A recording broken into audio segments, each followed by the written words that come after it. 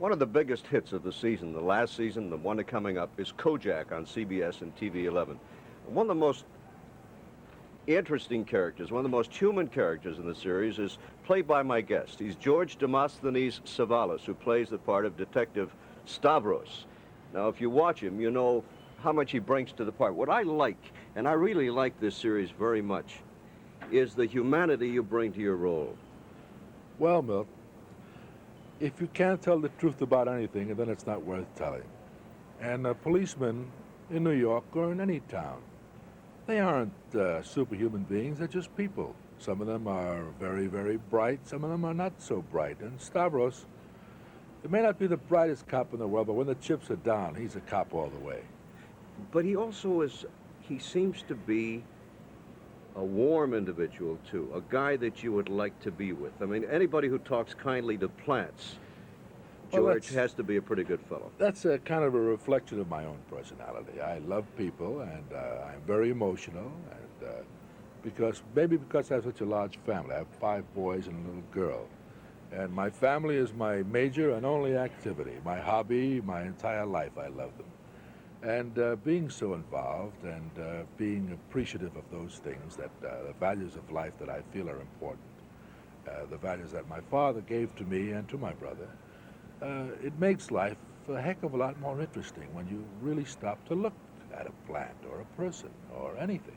It's beautiful. But somebody who was including those touches in the show seems to have an extra measure of showmanship. For instance, the fact that Telly, your brother, as Kojak, has certain mannerisms. He always has a cup of coffee in a plastic cup. He is sucking on a lollipop. You have the plant business. This gives, it seems to me, the characters extra dimension. Yeah, but you see, that's all, that's the way we are. A script is only a very kind of a sketchy outline. We don't know what we're going to do.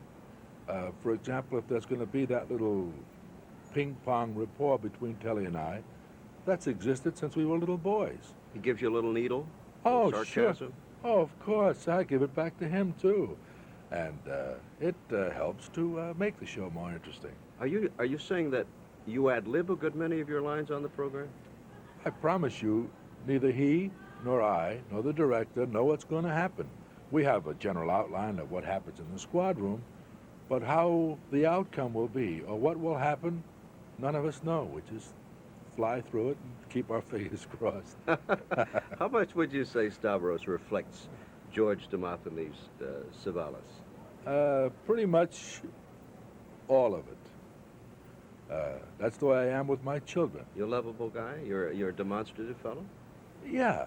I don't know how lovable I am, but a demonstrative, yes. If I get angry, you'll know about it. If I'm happy, you'll know about it. I don't hold any of my emotions back, and I think most people should do the same thing.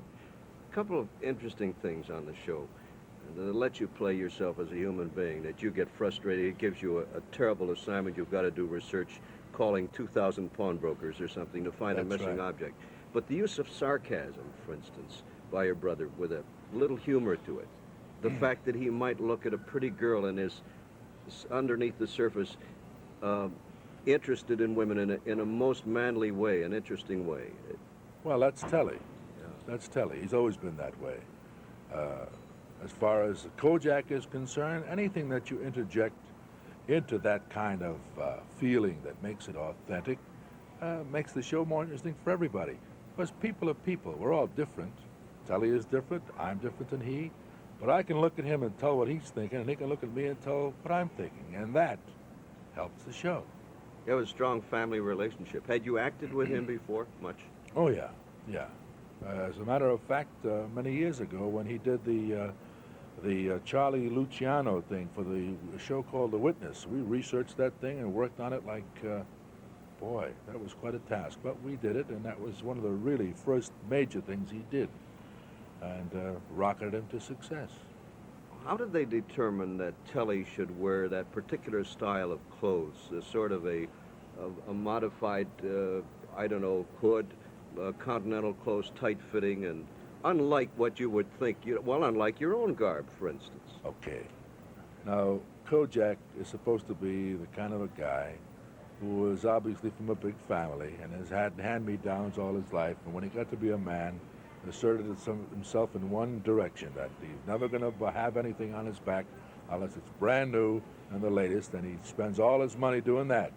And it's obvious on the show that the wardrobe he uses it depicts that feeling. Right. Does it very well. It's got a good feeling. It's got a lot of action. Yeah, well, the tailors are very meticulous when they start oozing all over him. And it works. It's fun. It's fun. It's fun. You've got a lot of interesting credits in your background. You've done almost everything from comedy to very serious drama, haven't you? Yes. And having studied acting and being a lifetime member of the Columbia University Theater Associates, when it happened as an accident for Telly, it was a surprise and a joy to all of us. And some people, it's just luck, I guess. You get the opportunity and it works, and it's fine. And you can break your head all your life and never get that chance, and it's sad. George, what kind of life do you lead away from the studio?